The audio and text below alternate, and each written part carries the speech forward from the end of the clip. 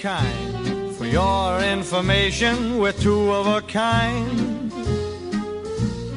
Two of a kind. It's my observation, we're two of a kind. Like peas in a pod and birds of a feather, alone or together you'll find that we are two of a kind.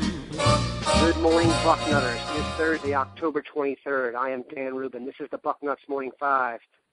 If it's Thursday, if it's Bucknuts, it's Thursdays with Wiltfong. We are pleased to be joined by 24/7 Sports Director of Recruiting, Steve Wiltfong, who is taking time out of his busy schedule and a possible commitment at another Midwest Power as we speak to join us. Steve, how are you today? Good morning, Daniel.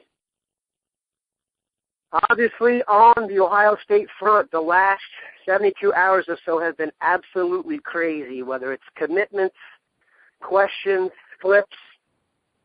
It brings us to two of the more high-profile players in Ohio and the top two rated players in the state of Ohio, according to 24/7 Sports, Justin Hilliard and Jerome Baker, two defensive wonder kinds from Cincinnati and Cleveland, respectively. Steve, the other day, Jerome Baker flipped from Florida to Ohio State. Certainly not a surprise.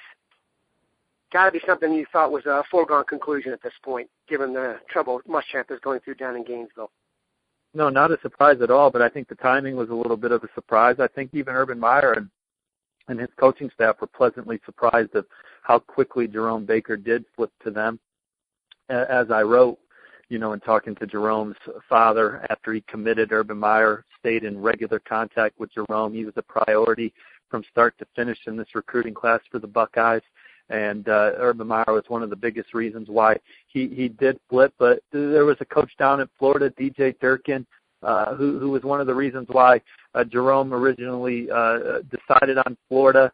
And so there was a lot of discussion throughout the process on would Jerome, back away from a pledge to Coach Durkin, who has not only a great relationship with Jerome, but with Jerome's head coach over at Cleveland Benedictine. So, but Ohio State, their season and everything appears to be on the uptick, and Jerome's family obviously has always been excited about Ohio State, and Jerome, like I've said on here before, the week of his announcement, that Sunday or Monday, he was wearing an Ohio State hat and told me that he was leaning towards Ohio State that day, but made the tough decision to choose Florida the first time around. But I think this time it was an easy decision for him to pick Ohio State.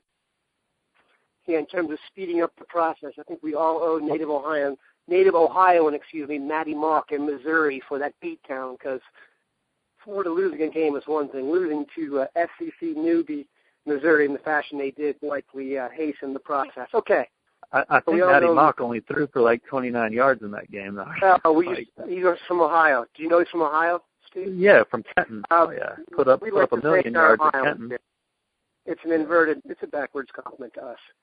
Speaking of Ohioans who people like to talk about, Justin Hilliard, the Pied Piper of the class, the highest rated player in the class.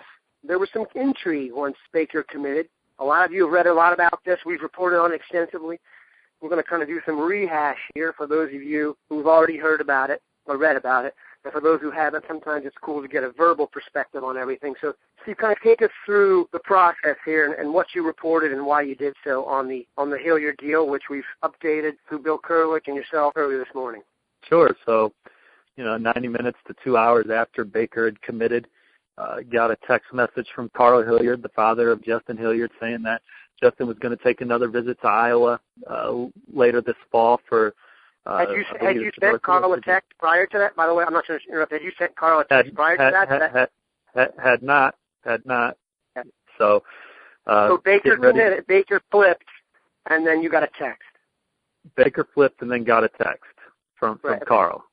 So Carl, Justin's dad, always kept in touch with a couple different media guys from different networks throughout the process, keeping us abreast of what Justin was doing before he committed to Ohio State, with future visits and getting that announcement date locked in and all that. And so he did that when Justin scheduled his official to Iowa, and he did that again the night Baker committed.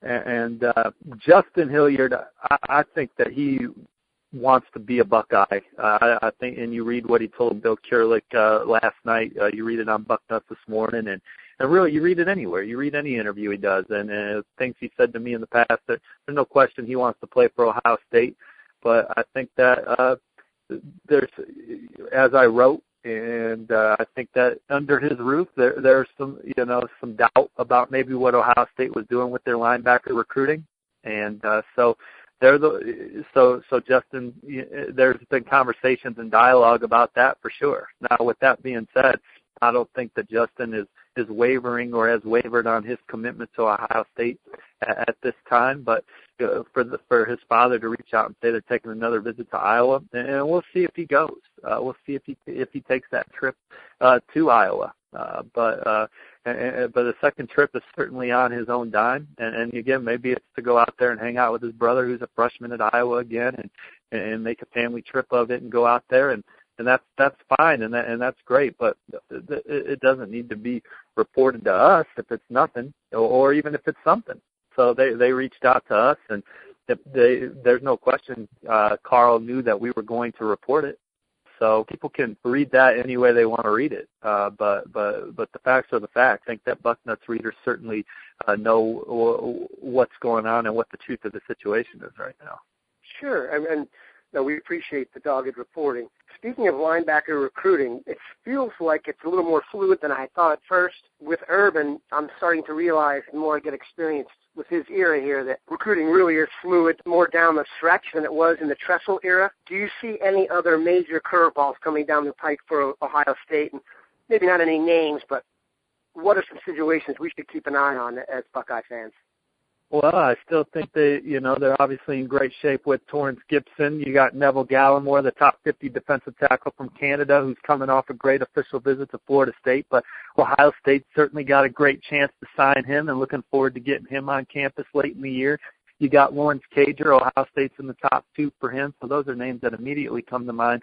But with the linebackers, I think, and we talked to Urban Meyer on National Signing Day, that's the one position group on his team that he thought if they played at a high level that they could win the national championship. So I think that they're still locked in on that linebacker position group. I think they feel great about where they're at from an ability to put up a ton of points. And there's no question they like where they're at along the D line right now, and I think that they like where they're at the secondary, and they got some up and comers at linebacker, but I think they want to make sure that they're solidified at that linebacker spot to be great, to be the type of football team they want to be every Saturday.